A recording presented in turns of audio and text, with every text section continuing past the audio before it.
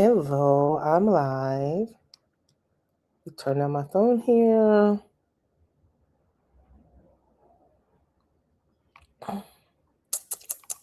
I hope everybody is doing great. Just need to just get one share going on my phone.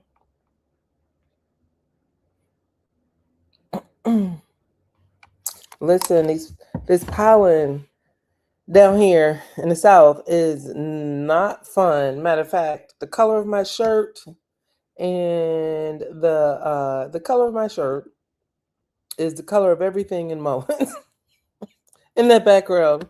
Oh my goodness, it is bad, y'all. It is really, really, really, really, really, really, really, really, really, really bad. So bear with me. I just took a Zyrtec. I know everybody's taking something because listen, funny thing, when I moved to Mullins, actually when I moved to Charlotte, come this season, I thought like I didn't know what was going on. I go to the emergency room and every single time they say go across the street to CVS and take care of your stuff. So now I'm ready. Excuse me. It's gonna be like that. I'm gonna work through it. Okay, I'm gonna work through it. All right, let me just almost ready, and then we can go ahead and dive in. And if you're watching this on replay, I thank you so much for your patience. And if you're not, please like and share because today we're gonna have a discussion. We're gonna go in. We're gonna really, really go in today. And when I thought about, so this is Tuesday, not Monday. Last night, I had the distinct pleasure of being the speaker at the ABWA women's event. So it was conflicted during my Mondays with Miko time. So now that's why I'm doing it today on a Tuesday. And as I was preparing, oh, honey, can you give me some water, please? As I was preparing for today, I had so many things that I wanted to talk about. And y'all, it is so deep. The information that I have to share, I don't think I'm gonna be able to get to everything, but that's okay. We're gonna do what we're gonna do, and then we'll pick up. Okay. We will pick up. It's time for action. We don't have a whole lot of time, but I'm gonna go ahead and start. All right. So I'm going to start with, again, thank you for joining. I would love for you guys to please comment as we go along. Thank you so much, honey. Comment as we go along. Let's have a discussion because it's discussion time. It really is discussion time. I'm going to start my conversation today with talking about the Voting Rights Act and how it relates to what we have going on today in Mullins, right? I hear a lot of young people, they always say, I don't vote, my vote doesn't matter, doesn't mean anything, yada, yada, yada. So today, during my Mondays with Miko, we're going to hear from three people. We're going to hear from Fannie Lou Hamer, and we're going to talk about her. We're going to hear from Martin Luther King, and we're going to talk about him. And then we're going to hear from President LBJ. And we're going to talk about him.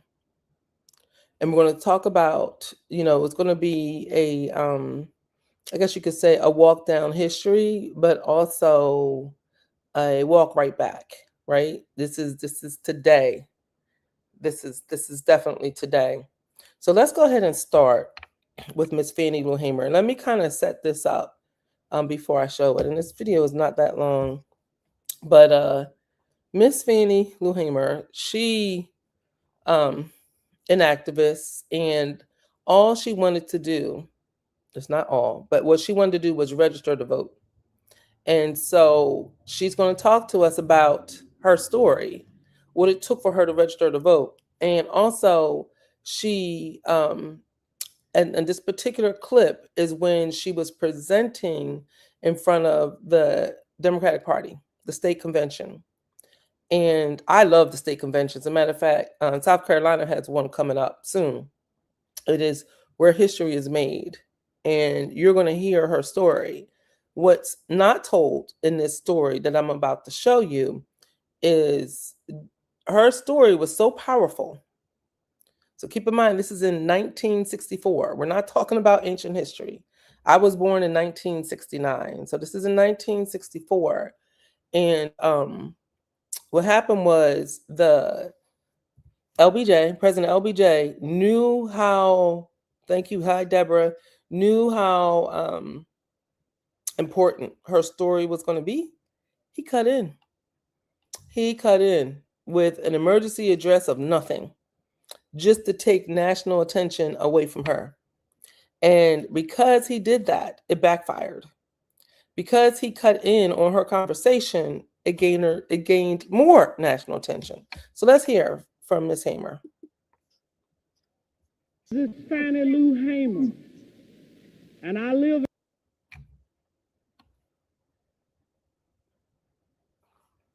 Let me see. No, I can't hear it. 626 East Lafayette Street, Roosevelt, Mississippi. Sunflower County, the home of Senator James O. Eastland and Can you guys hear her? It was the 31st of August in 1962 that 18 of us traveled 26 miles to the county courthouse in Indianola to try to register to become first-class citizens. We was met in Indianola by policemen, by highway patrolmen, and they only allowed 2 of us in to take the literacy test at the time. After we had taken this test and started back to Roosevelt,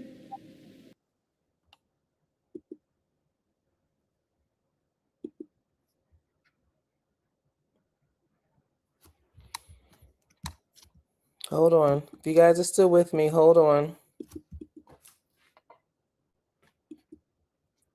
Hold on.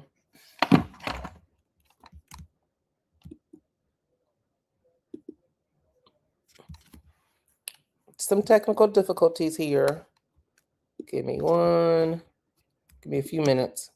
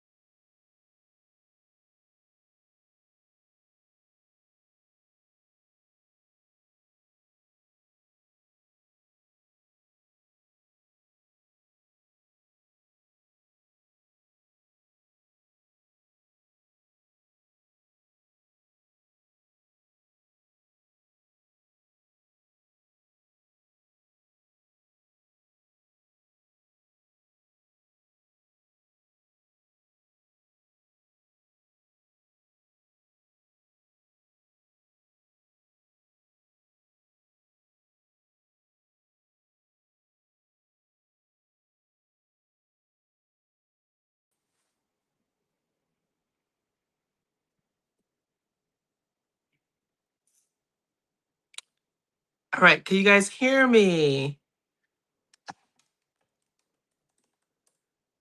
Let me see. Let's see if I get to my comments here. Somebody's going to talk to me, tell me if I'm on.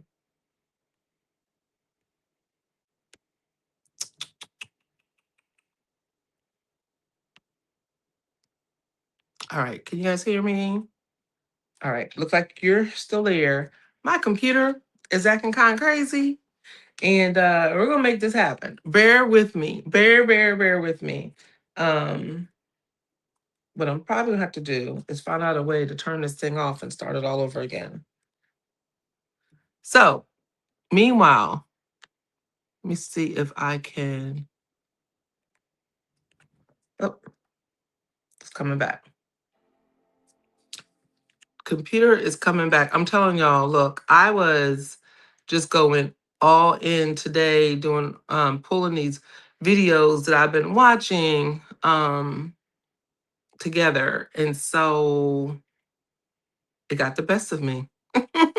It got the best of me, but just give me a minute and I'll be right back on over here on my computer and then we can go back to sharing these videos. My laptop was like, hey, that's enough. I thank you all for staying with me, for hanging in there with me. I am almost back. And then we'll get it going. But just to set this up again, so what I was showing is I am showing Fannie Lou Hamer. And Fannie Lou Hamer is speaking before the Democratic Party. All right. Again.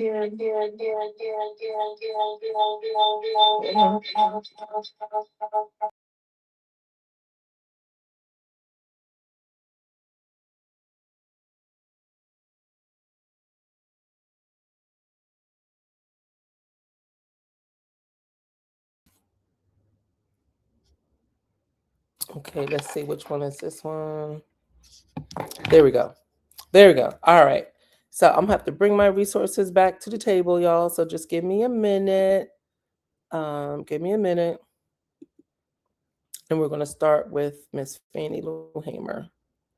Okay, thank you guys. You can hear me. All right, listen, these technology things, and I'm a technologist, but this stuff can happen. All right, so here we go. And it's going to take me a little bit to rebuild everything that I had ready to go. And to the Credentials Committee. All right, we're starting over again, okay? Mr. Chairman, and to the Credentials Committee. My name is Mrs. Fannie Lou Hamer, and I live at 626 East Lafayette Street, Roosevelt, Mississippi, Sunflower County, the home of Senator James O. Eastland and Senator Stennis. It was the 31st of August in 1962 that 18 of us traveled 26 miles to the county courthouse in Indianola to try to register to become first-class citizens. We was met in Indianola by policemen, highway patrolmen, and they only allowed 2 of us in to take the literacy test at the time. After we had taken this test and started back to Roosevelt, we was held up by the city police and the state highway patrolmen and carried back to Indianola, where the bus driver was charged that day with driving a bus the wrong color. After we paid the fine among us, we continued on to Roosevelt, and Reverend Jeff Sonny carried me 4 miles in the rural area where I had worked as a timekeeper and sharecropper for 18 years. I was met there by my children that told me the plantation owner was angry because I had gone down, tried to register. After they told me, my husband came and said the plantation owner was raising Cain because I had tried. Here today decide. And before he quit talking, the plantation owner came and said, Fannie Lou, do you know, did Pap tell you what I said? And I said, yes, sir.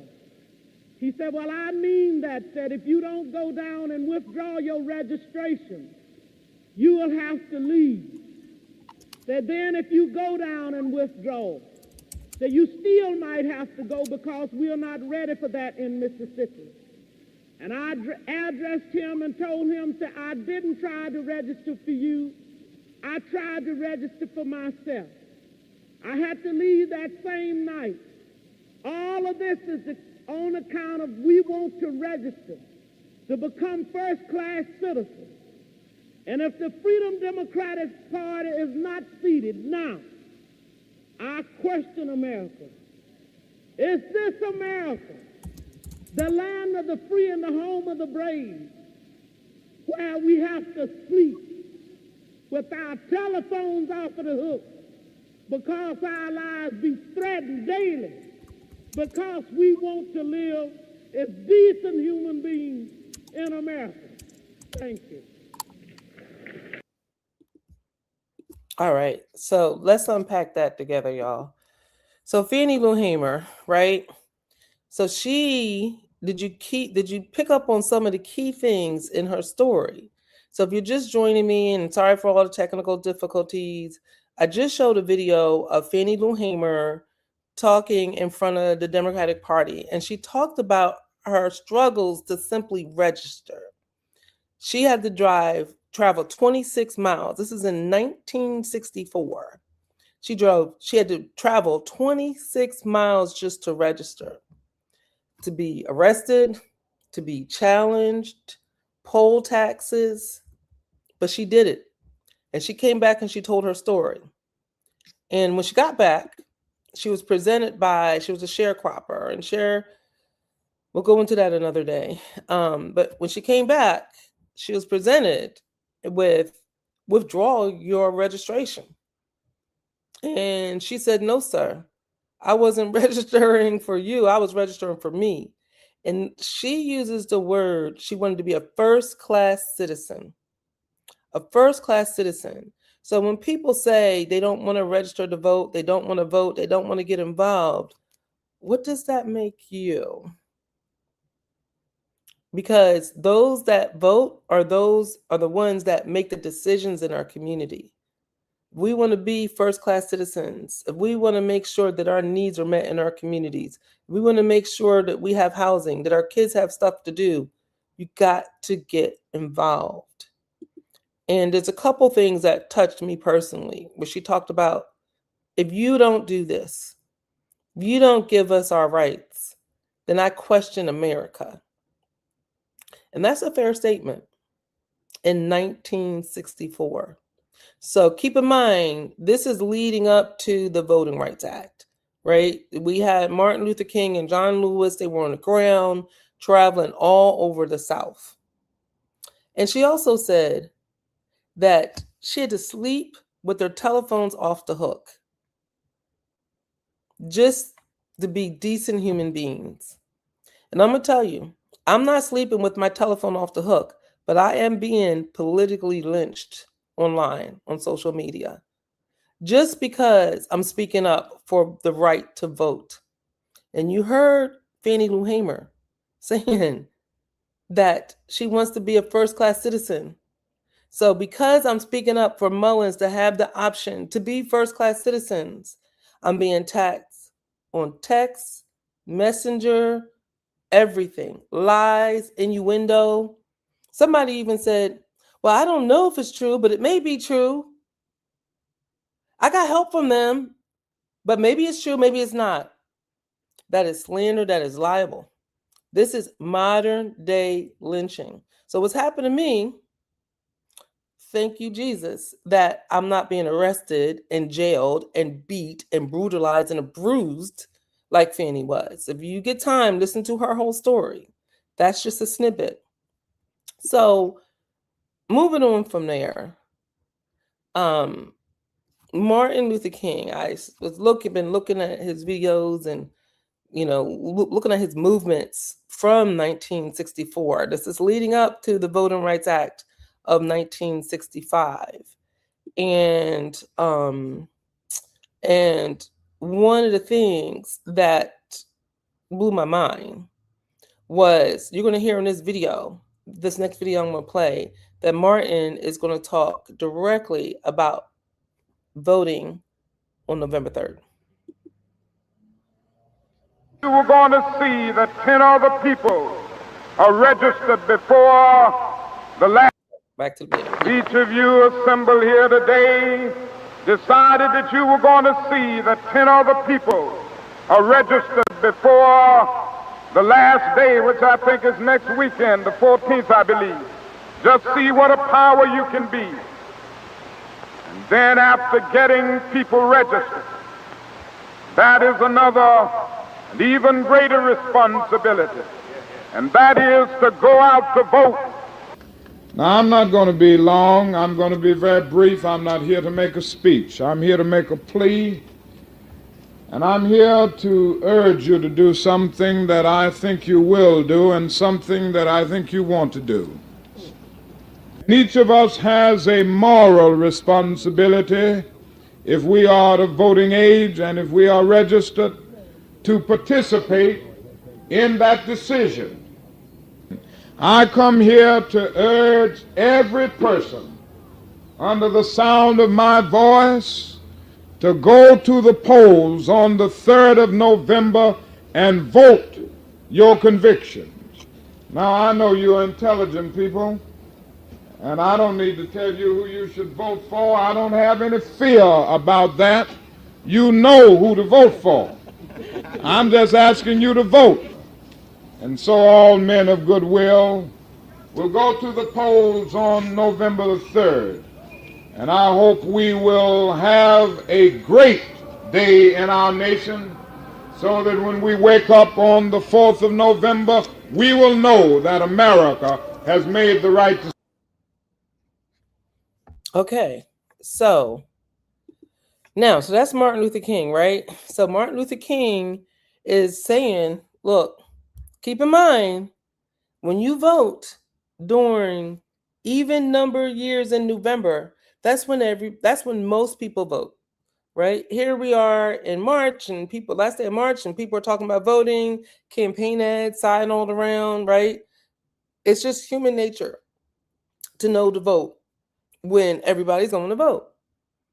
So Martin says, go out, vote on November 3rd, vote your convictions. And he's talking to a captive audience because he knows it, right? He says, look, all you guys are here, and I know y'all going to vote. I know you're going to bring 10 more people. But we have to do this. This is mission critical, right? We heard Fannie Lou Hamer talking about being first-class citizens. Martin, everything he suffered, he gave his life eventually for the right to vote.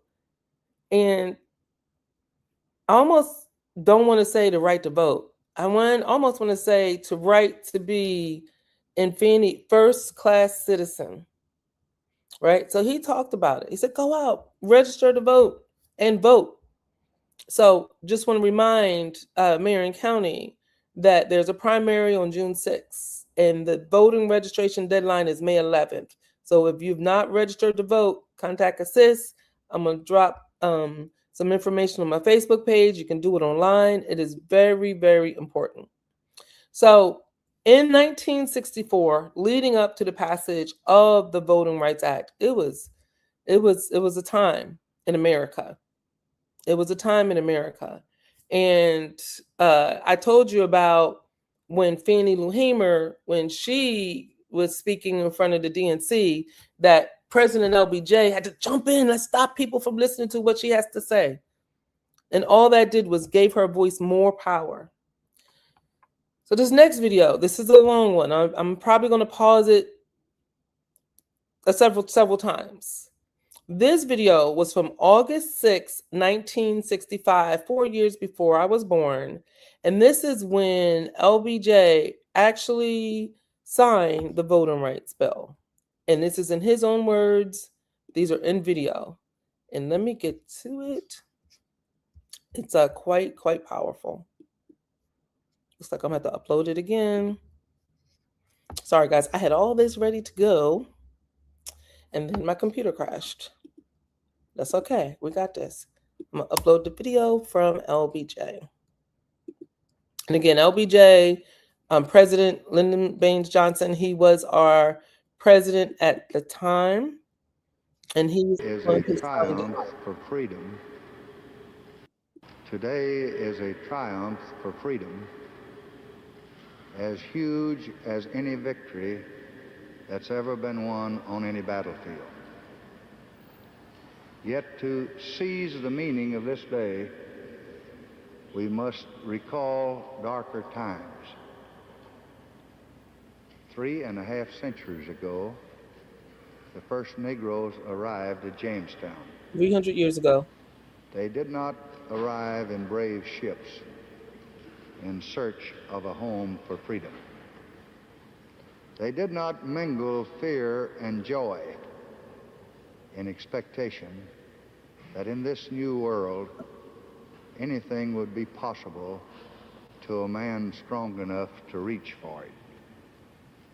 They came in darkness and they came in chains.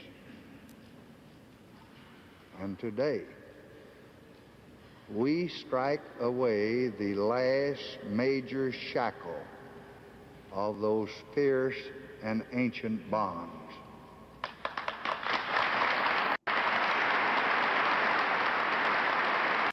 So let's pause it right there for a minute.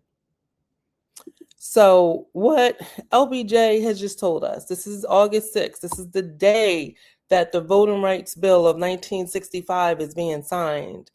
And he acknowledged, without using the word slavery, that African Americans, or Negroes, as he called us at the time, came in bondage. It was not a joyful trip. It was not a happy time for us. But today, August 6, 1965, the final shackles of slavery have been released.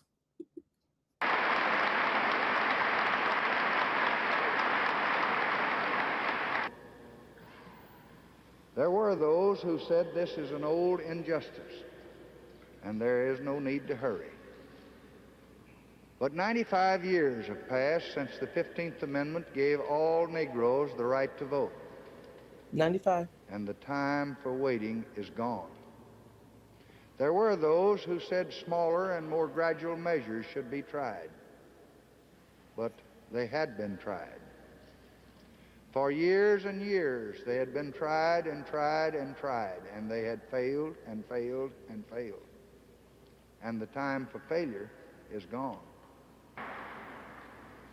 Your future and your children's future depend upon it. And I don't believe that you are going to let them down. This act is not only a victory for Negro leadership. This act is a great challenge to that leadership. It is a challenge which cannot be met simply by protests and demonstrations. It means that dedicated leaders must work around the clock to teach people their rights and their responsibilities, and to lead them to exercise those rights and to fulfill those responsibilities and those duties to their country. So let's unpack that for a second. Then I'm going to keep playing it. So he's saying, I believe he's speaking to Martin Luther King, right? Because he's in the audience. He says, and he's speaking to everyone that thinks that this is a victory for Martin Luther King. He says, no, this is just not about the Negro leaders winning. This is a great challenge. So now that the Voting Rights Act of 1965 is being signed into law by the President of the United States of America, leaders, he didn't say Negro leaders, leaders have a great challenge ahead. That means that, he says, we have to teach others And I'm saying that we have let our younger generation down. We do not teach them about the right to vote, about what they've lost, about how important it is. He's going to go on to say, he's going to say a lot more. But I want you guys to pick up on that, right? So, and for those leaders, and that's, I'm speaking for myself, I'm speaking for other people that are out there challenging the injustice that's happening in Mullins and saying that we have to vote, and it doesn't matter your color. It's not about race. People of all races know what's right. And the right is for citizens of Mullins to have the right to vote free and fair, period. So when you all are being challenged, when you all are being verbally accosted, when Facebook is coming for you, just know that we're on the right side of history. If you do this, then you will find, as others have found before you, that the vote is the most powerful instrument ever devised by man for breaking down injustice and destroying the terrible walls which imprison men because they're different from other men. Okay, we gotta stop there. So he says that the vote is the most powerful thing ever created to man. So when I say, or we say, hands off our election, we are literally fighting for the most powerful thing. This gives us the power and the ability to make changes in our own community, to decide which streets get paved, who we hire, who we fire, who gets playgrounds in their neighborhoods and communities, right? The trash being picked up. Your vote is everything. Jobs, education, housing. So when you don't vote, and I am begging everybody in the city of Mullins to pay attention and to get involved. And if you don't live in the city of Mullins, please pay attention. We need your help on the ground right now. This is not me speaking. This is the President of the United States of America saying that your vote is the most powerful tool in the tool chest. The wounds and the weaknesses, the outward walls and the inward scars which diminish achievement are the work of American society. And we must all now help to end them. Help to end them through expanding programs already devised and through new ones to search out and forever end the special handicap of those who are black in a nation that happens to be mostly white. So it is for this purpose, to fulfill the rights that we now secure, that I have already called a White House conference to meet here in the nation's capital this fall. And so we will move step by step, often painfully, but I think with clear vision, along the path toward American freedom. It is difficult to fight for freedom, but I think I also know how difficult it can be to bend long years of habit and custom to grant it. There is no room for injustice anywhere in the American mansion. Just want to pause again, and I know this is a long live, and I'm not sorry, and I hope you guys are going to hang in there and maybe come back and watch it later. So he says there is no room for injustice in the American mansion. There is no room for injustice in the American mansion. These battles have been fought by our people that are no longer here: Fannie Lou Hamer, John Lewis, Martin Luther King, Lyndon LBJ. Hard-fought battles. Let's not repeat history.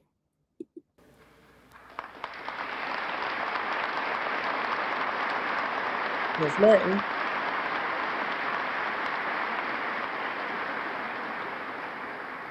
But there is always room for understanding toward those who see the old ways crumbling. We can And understand. to them today I say simply this: it must come. It is right that it should come. And when it has, you will find a burden that has been lifted from your shoulders too. It is not just a question of guilt, although there is that. It is that men cannot live with a lie and not be stained by it. The central fact of American civilization, one so hard for others to understand, is that freedom and justice and the dignity of man are not just words to us. We believe in them.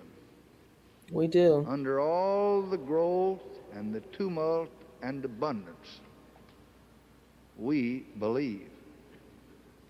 And so, as long as some among us are oppressed, and we are part of that oppression, it must blunt our faith and sap the strength of our high purpose.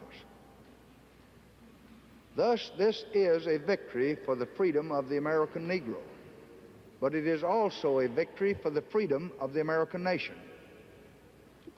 Let's pause that. So he says, as long as there's oppression, and we know there's oppression, in the city of Mullins, almost 1 in 3 live below poverty. We have houses that need to be repaired. We have over 200 homes that need to be addressed. As long as there is oppression, this is not acceptable in our free country. I mean, his words mean just as much today as they did back then. But you know what doesn't mean as much today as it did back then? The right to vote. We have to change this. We have to push it. We got to make our people aware. And every family across this great entire searching land will live stronger in liberty, will live more splendid in expectation, and will be prouder to be American because of the act that you have passed that I will sign today. Thank you. August 6, 1965. Look at that. Americans all across that room standing up. This is your Congress working together. This is your Congress. So when you can see, not white, it's not black, it's not Asian, it's not Latino, it's the United States of America. The right to vote. The right to vote. Wow, what y'all think? What y'all think?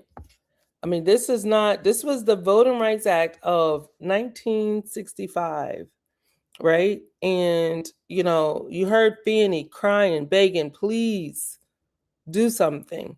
Martin Luther King, please go out and vote on November 3rd. He didn't say April. He said, go out and vote on November 3rd.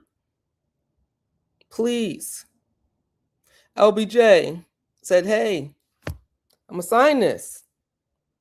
And Africans came here over 300 years ago. And after slavery ended, 95 years later, they still could not vote as free men. And as Fannie says it, first-class citizens. He says, this bill right here, this bill that I'm signing today on August 6, 1965, sets Negroes free. And you see who was cheering. Yes, there were some African Americans in the room, but it was mostly people who do not look like us, because we all, as Americans on that day, realized how important freedom was. And the freedom, the people who were trying to disenfranchise African Americans represent a small percentage of America. It doesn't look like that from where we live. But nationwide, it's a small percentage. So let's break it down. Okay. Let's figure out. Let me see. I have some comments. I want to hear what you guys have to say. That's right. Thank you. It is powerful. And these are their own words, right? These are the words of our president of the United States of America signing a landmark bill. And we got to tell people, When people say, I don't vote, it doesn't matter, it doesn't change anything, nothing changes because you don't vote. It's the exact opposite. Please let this be the year, City of Mullins, that we change all of that, that we teach our kids, that we make sure every person who is able, 18 of age and older, will vote. Okay, so now let's break it down. So, what's going on here? All right. So what happened was this bill was passed in 1965, right? That said, hey, voting rights bill. And then there was a section, let me get this. There was a section in the bill, Section 5, that called for preclearance in certain states. And so, and South Carolina was one of those states. Why was South Carolina one of those states, you may ask? Well, let me tell you why South Carolina was one of those states. South Carolina was one of those states because South Carolina may not do the right thing. Right? So what this meant was whenever municipalities were going to try to change their vote, change elections, voting habits, voting dates, redraw districts, adjust voting processes in any way, it had to be approved by the DOJ, okay, by the Department of Justice. I had to go to the feds. So let me see if I can blow up something even more. This ordinance that I'm showing you right here, this is the ordinance from 2004 in Mullins that really started this whole thing with me losing my ceremonial powers, and they're saying I'm being investigated, all of that, right?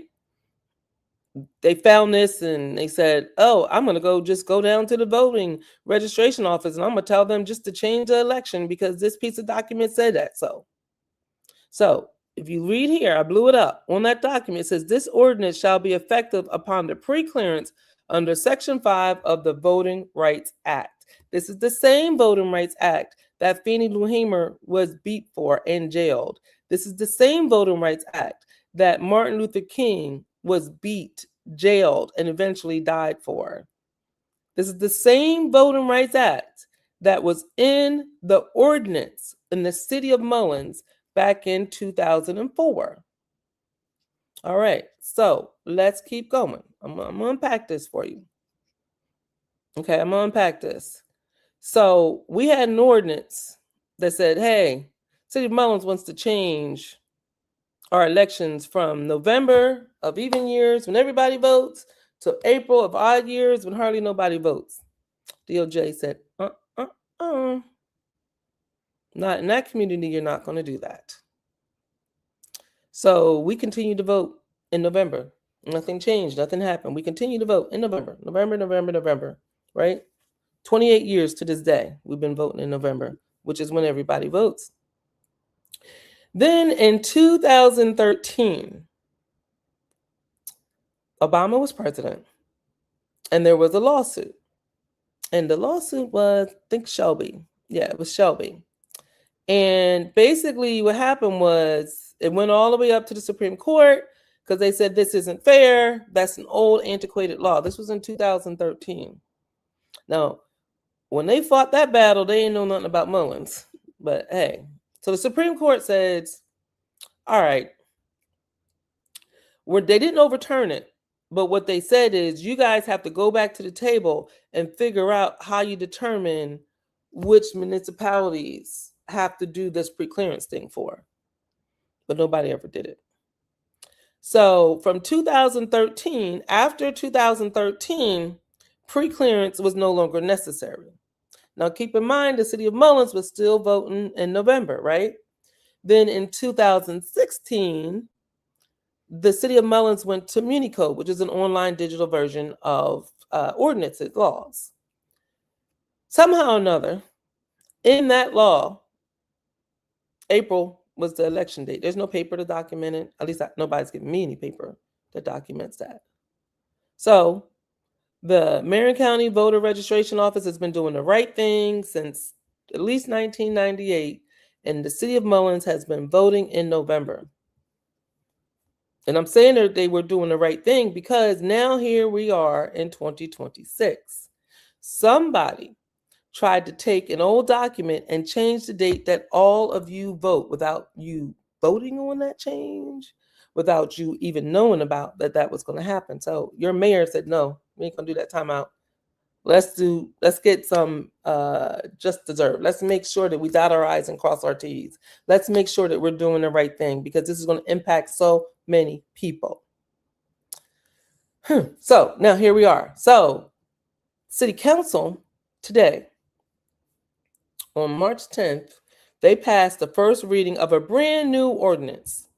And this brand new ordinance says change the date for everybody to vote to April of odd years. Now, if it wasn't necessary to have a vote, a city council, to have a vote of the citizens, then we wouldn't need to have a brand new ordinance. And if we're going to create a brand new ordinance, citizens of Mullins, you can demand that your city council keeps it the same. Let's fix the record. I'm in 100% agreement that the record needs to be fixed.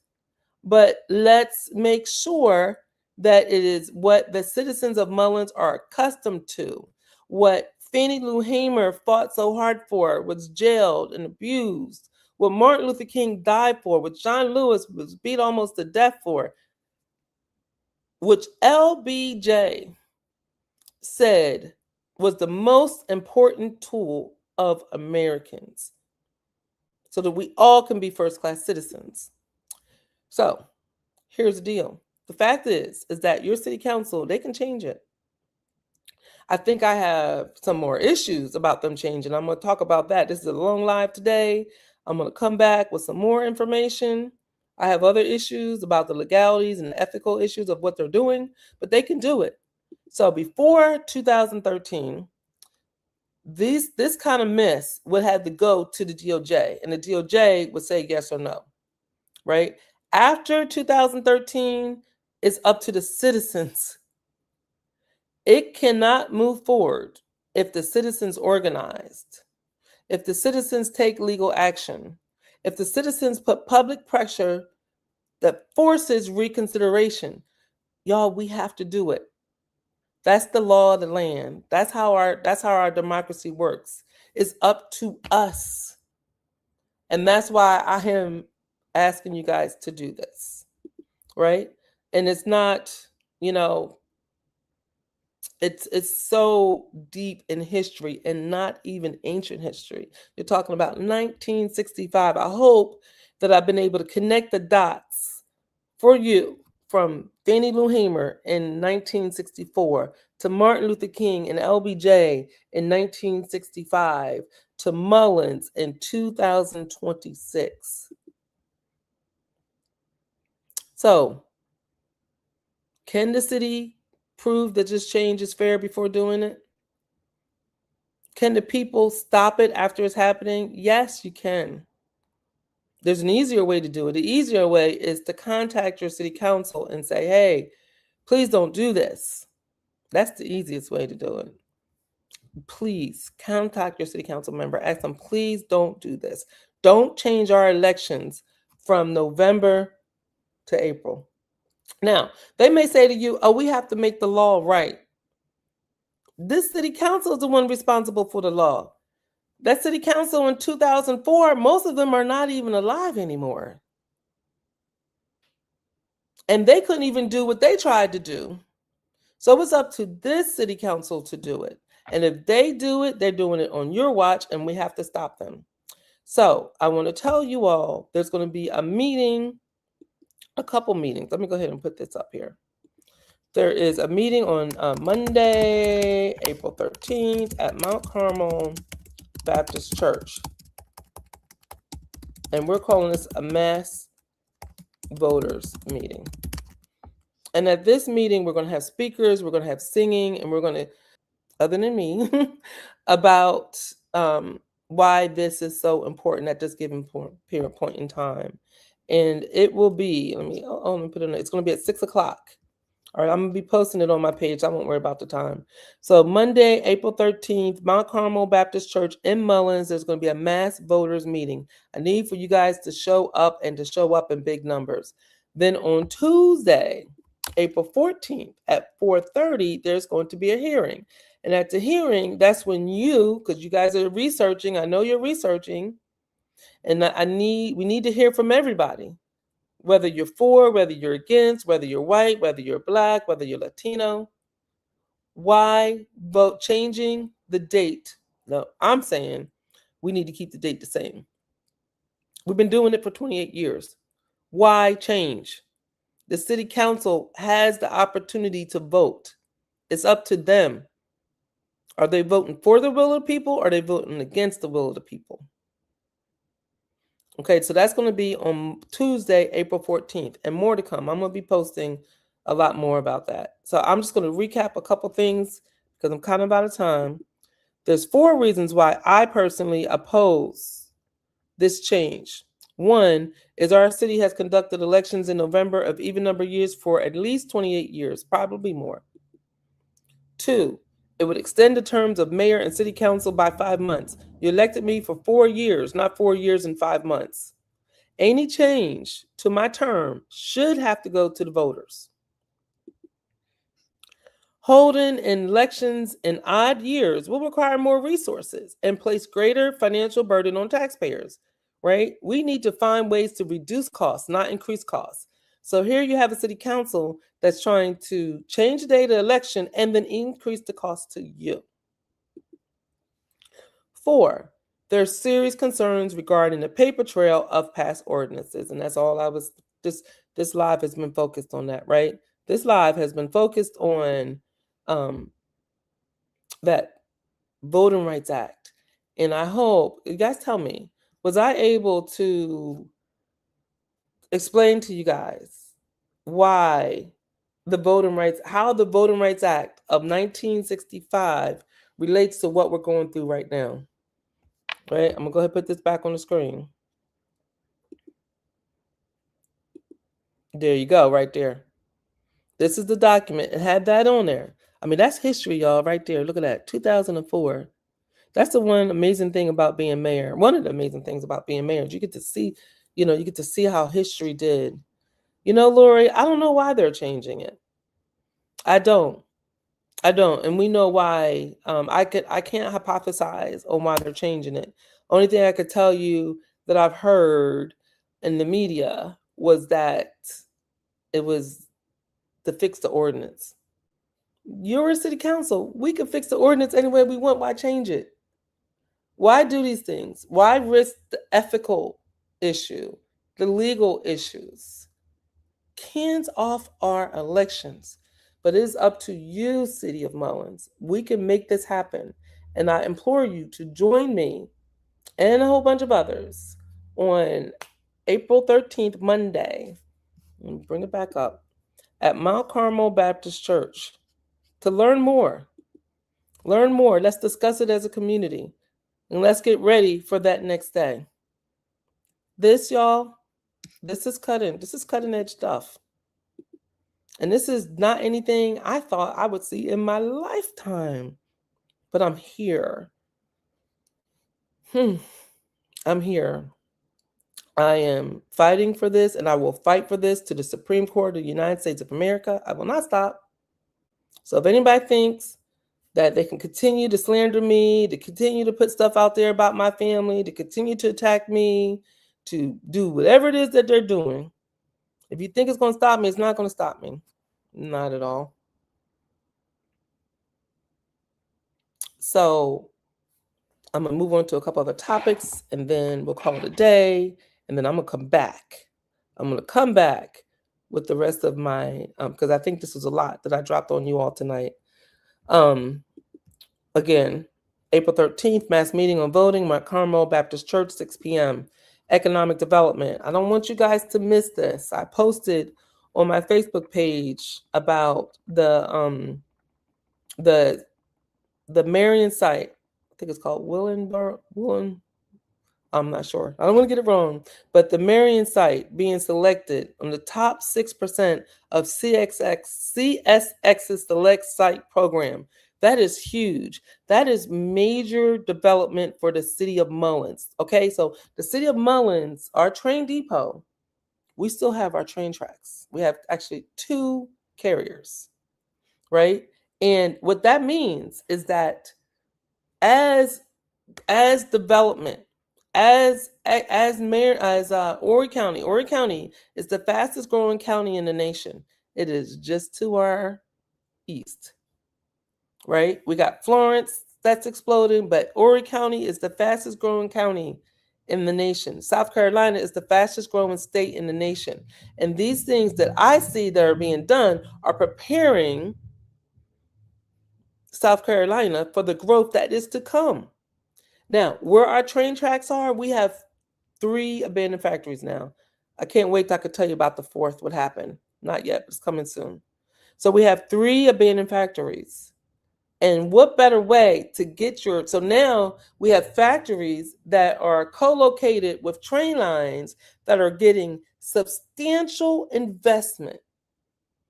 Y'all talking to me about jobs. It's coming. These are the baby steps. Thank you so much, Marion County Economic Development, for what you've done to get us this far. It looks like, oh yeah, that's just something else she's sharing. No, this is a big deal. This is a huge, huge, huge, huge deal. More to come. All right. April 6th, there is an election, school board election. My personal favorite is Martina. Definitely Martina Rush, right? I'm going to go vote for her tomorrow. Early voting is live now, I believe. Yeah, it has to be, because the election is April 6th, okay? So don't waste your time. You know, people are making phone calls, saying things that are not fair, right? About why you shouldn't vote. But what I'm telling you is that voting, we heard Fannie Lou Hamer say it, right? You got to vote. And you also need to vote for qualifications. Martina Rush is qualified. If you have not, go to her Facebook page. As a matter of fact, I'll drop it on my page a little bit later today. But yeah, go to her Facebook page. She is qualified. She is ready to serve. And on day 1, she will be a highly productive school board member. And that's what we need, Marion County. We need highly productive school board members. Okay. I am going to be sharing with you a program that I shared with council and I've been talking about over some time called Project Phoenix. And so as I'm going through and creating kind of what I see as my vision for the city of Mullins, I've been creating these documents and I have them. And one is on Project Phoenix. And Project Phoenix talks about the tearing down of the abandoned buildings. It talks about condemnation of some of our businesses, some of our problem areas, some of our houses that are impacting our children and their safety, and also a program that the city can get involved in which we can repair homes up to $75,000. Right? And remember, we had 2 hurricanes, so we got a lot of homes that are in desperate need of repair. Now, in order for any of this stuff to happen, we got to have a working city council. We got to have a city council that's going to work together. All right. Also, save the date, May 2nd. I'm going to be coming back. I'm going to come back on a lot of this. I'm over time, but I'm going to be coming back. On May 2nd is a community-wide yard sale. So it's Mayor Pickett's community-wide yard sale. So May 2nd, start saving your items. I'm doing it. As I'm doing my spring cleaning, I'm putting stuff aside for the yard sale. So in order to participate, you just participate right in front of your house.